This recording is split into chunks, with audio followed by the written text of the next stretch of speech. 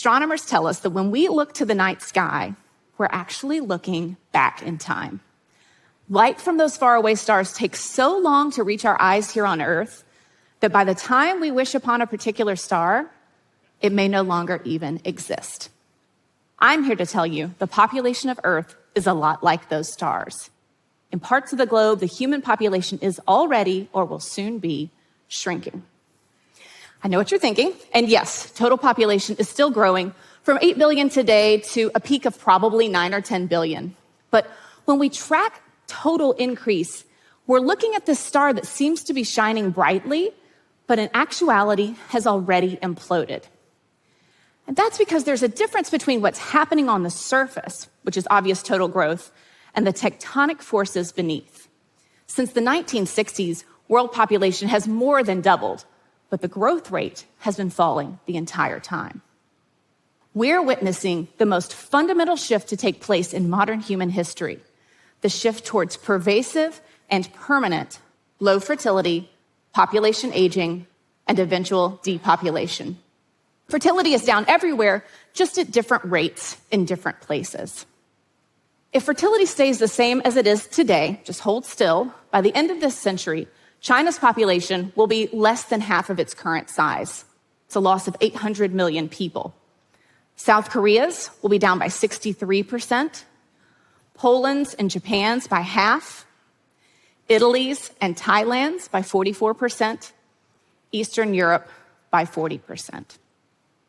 Even greater number of countries are already aging. Again, just 20 years ago, if we'd lined up everyone in Japan or Italy or Germany from the youngest person to the oldest, and we asked that person in the middle their age, they would have been 40 years old. Today, the populations of Thailand, Kuwait, and Cuba are just as old, with Chile, Iran, and Vietnam close behind. And even India, as it seems to be this bright star assuming the throne as world's most populous country, has below replacement fertility. The number of young people entering into India's workforce has already peaked. People are the foundation of everything in a society. We're the workers and the voters and the soldiers and the caregivers. So how many of us there are and who we are, that matters. We're on track for there to be more people over age 60 than under the age of 14 by the middle of this century. That radical shift in modern human society presents us with a world of possibilities.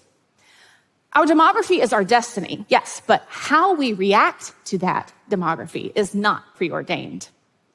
What possible worlds might we create if we thoughtfully plan for an older, smaller population? In one possible world, we put our heads in the sand and keep going about our business as usual. We have seen most societies react like they're living in this world and throw money at people to have more babies, but it doesn't work. South Korea has spent $210 billion over the last 16 years trying to raise fertility, and they keep hitting record lows, under 1 child per woman on average. In this status quo world, we keep the same economic models that assume infinite population growth and amass more debt to pay for our public spending. Our social safety nets stay the same, which those rely on more inputs from workers than withdrawals from retirees. That's what we call a pay-as-you-go system. Western Europe is already struggling to keep these systems afloat because in many of those countries, there are only 2 workers for every retiree. You can see how top-heavy the population's age structure is here and how in the next few years it will grow even more so that way. In a status quo world, the world's most powerful countries continue to increase military spending and try to project power beyond their borders, even as their national budgets strain and the recruiting pool for soldiers shrinks. Hello, Russia, China, and maybe even the United States. So what results from failing to adapt and clinging to the status quo? Systems overload and break. We have higher labor costs, which lead to inflation, and that just makes it even more expensive to have children. Social security systems go bankrupt, and we lose the gains we've made in reducing old age poverty.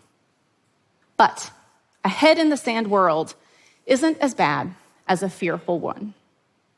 In a fearful world, the ability to choose how many children to have and when to have them gets taken away. Something that's easier in less democratic settings. And not good news here either. 20 years ago, almost all of our aging countries were democracies. Now a quarter of them, those with median ages of 35 or higher, aren't free. And I know we see this idea of coercion in science fiction, but it's not just science fiction. In 1965, when Nicolae Ceausescu took the helm in Romania and he wanted more Romanian babies, he forced it to happen through invasive measures. Fertility temporarily spiked, but not without dire consequences for women and for those children, many of whom were abandoned to orphanages. In a fearful world, immigration becomes more restricted. There's more hatred and division as majority groups fear being replaced by people who don't look like them. There's less global cooperation as aging, shrinking countries they lose the willingness and ability to think about causes outside their borders and fund those. We can't come together on pandemics or climate change or other transboundary issues. Does any of this sound familiar? I actually don't think we're fully in this world yet, even if way too much of this hits close to home. But I can imagine how we might get there if we aren't proactive to shape the world we want. And what kind of world would we want?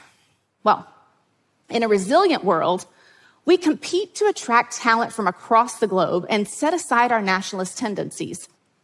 A shrinking world is in our future, but obviously some places are much closer than others. In the Democratic Republic of the Congo, Ethiopia, Nigeria, Tanzania, fertility is still high enough that each generation is twice the size of the one before it. Those young and growing populations can be a tremendous resource for their national economies if we have investments in human capital and other policies that can help these countries reap a demographic dividend. And they can be a resource for the global economy too. I mean, the US and Canada, they stand out as still growing despite below replacement fertility in both. And in fact, Canada had record population growth last year, 96% of which was due to immigration. Theirs aren't the only models for immigration, and there are obvious trade-offs to opening your borders. But no one said this would be easy. And speaking of things not being easy, we're gonna have to work longer. Me too, you too. And that's because in nearly half of economies that the OECD tracks, fewer than 10% of people over the age of 65 still work. That is not gonna fly in a resilient world. But in a resilient world, we've rethought what work looks like at older ages, and we strategically leverage technology to maximize our productivity. And we can work longer because we're healthier. In a resilient world, we finally realized that investing in health is a much better use of time and resources than trying to dictate population size. Similarly, in a resilient world, we've put in place policies, incentives, and technologies that recognize how we consume is just as important as how many of us consume, and the environment is healing. In a resilient world, those societies closer to the start of this demographic transition take advantage of the time to plan and institute sustainable systems in the face of their demographic change. This is important because for the population ages 60 plus to go from 15% of the total to 30%, it'll take Ireland 92 years, the United Kingdom 89 years, and Germany 70 years. For that same demographic shift to happen now, it'll take India 34 years, Mexico 32, Iran 20, and Thailand only 19. It's happening faster now. We really need to realize this because those countries have to act, including suites of policies like moving away from informal economies that increase the risk of poverty in older ages. You know, there are so many people on the planet right now, just between the ages of 65 and 74, that altogether they'd be the third most populous country in the world. There's far more of them than there are global migrants, which we don't hear about, right? And there'll be 800 million of them by the middle of this century. They're a vast untapped resource in most places in the world right now, but a well-utilized one in a resilient world and to mutual benefit. We should run from a fearful world and get our heads out of the sand, and we should be able to imagine a much better, more resilient world. I've always thought that the way we feel about population aging to a large extent reflects the really negative way we feel about our individual aging. And that bias has held us back.